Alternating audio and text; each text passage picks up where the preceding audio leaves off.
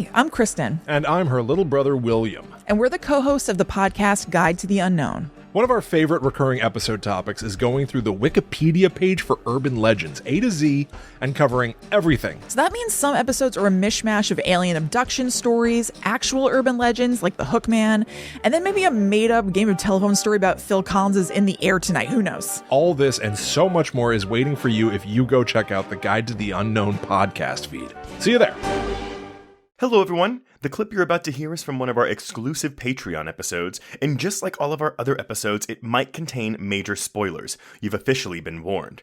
If you'd like to hear the episode in full, just head on over to our Patreon page at patreon.com/horrorqueers and subscribe today to get hundreds of hours of exclusive Patreon content, all for just $15 or less.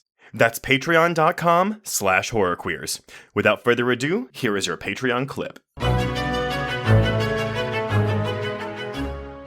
Folks, we thought that we would do something a little bit different with the requel this time around. So typically we focused on new TV, and there isn't really much going on with new horror TV in the first quarter of 2026. So we thought, why not go back to a classic? Yeah, and I guess the idea is hopefully that Carrie miniseries will be premiering this year, because gotta link the Flanagan of it all, right? My God, yes. I mean, we already know that he's wrapped filming, so bring it on. Bring it on. But yeah, so Joe, I said this is a rewatch for both of us. I was correct in that statement, right? You are correct, although I will confess I started this later than everyone else. So I remember this being an out-of-the-box hit when it debuted on Netflix. Of course, it's a binge model, so people could, of course, steamroll their way through all 10 episodes of this. And I decided to take my time. I wasn't available to watch it when it first dropped, so I think I didn't really start watching it until around the time people were talking about the finale. So it was a weird, almost like watching from the outside experience for me, where I anticipated it was going to be really scary. People seemed to be connecting with the characters. And then I was like pressing play on episode 1 and people were complaining about the finale.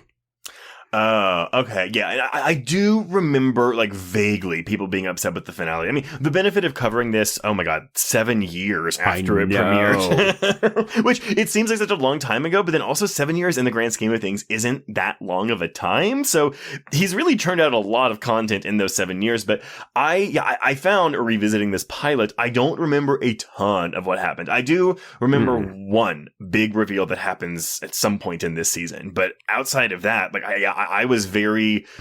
I forgot a lot. I'll just say that. Okay. Yeah, I had forgotten how stacked this cast is because, obviously, we know that Kate Siegel's going to show up because she's in nearly every Mike Flanagan property since they are married or they've been together forever. One of the two, both of the two.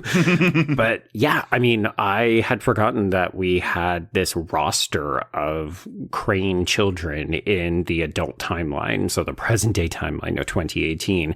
And I was just like, oh, right. Yeah. Like virtually every adult character is played by someone that was famous or became famous. And it has definitely become a part of Mike Flanagan's repertoire of rotating actors for sure. Yes, yeah. Oh, Henry Thomas is here? Shocker. Shocker. But that's the thing, though. Like, when this came out, it was like, oh, yeah, Henry Thomas. Like, he had a bit part in one of Flanagan's earlier films, and he's going to come back. I think he was in Ouija Origin of Evil, which makes sense why Elizabeth Reeser's in this movie as well. Mm-hmm. This show. The show. It's the Netflix model, isn't it? Just a 10-hour movie, Trace? Well, you're correct. And honestly, though, I mean, because I feel like every episode is going to end with kind of like a cliffhanger where you're like, oh, I got to start the next episode immediately, right? That is the binge model. And so when this episode ended, I was like, oh, God damn it. Like, even though I know, even though I've seen this before, I'm going to want to press play on every single night. I could easily binge this in 10 hours.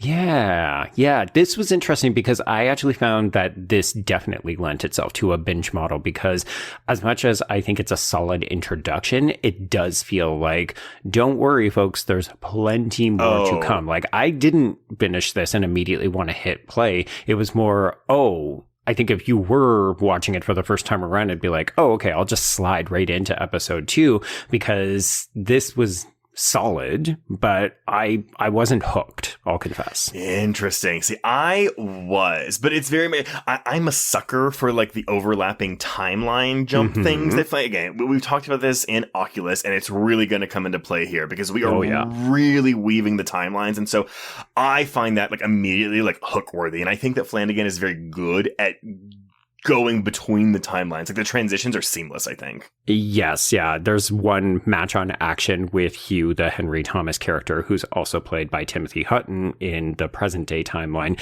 And I was just like, yeah. I mean, what a fantastic way to negotiate a change in time. I think too, because we're also watching just a bunch of broken characters and we only get like a taste. But, you know, it's the thing where it's like, I thought about the moment with Steve, who's played by Mikhail Huisman, where, you know, his wife is Samantha Sloyan, and we see them in a flashback where they're fine. And then in the present day, we get, they are not fine anymore. And I'm like, what's happening with them? But yeah, I do love that. Like, I actually think that's one of my favorite storytelling devices or structures is that, because we're getting a bunch of different information from different timelines, it makes you wonder, how did we get here? What happened? And so on. So I do think that that's where the success of this premiere is falling for me. What are you reaching for? If you're a smoker or dipper, you could be reaching for so much more with Zyn nicotine pouches. When you reach for Zyn, you're reaching for 10 satisfying varieties and 2 strengths for a smoke-free and spit-free experience that lets you lean in. For chances to break free from your routine and a unique nationwide community. Whatever you're reaching for, reach for it with America's #1 nicotine pouch brand. Find your Zyn wherever nicotine products are sold near you. Warning, this product contains nicotine. Nicotine is an addictive chemical.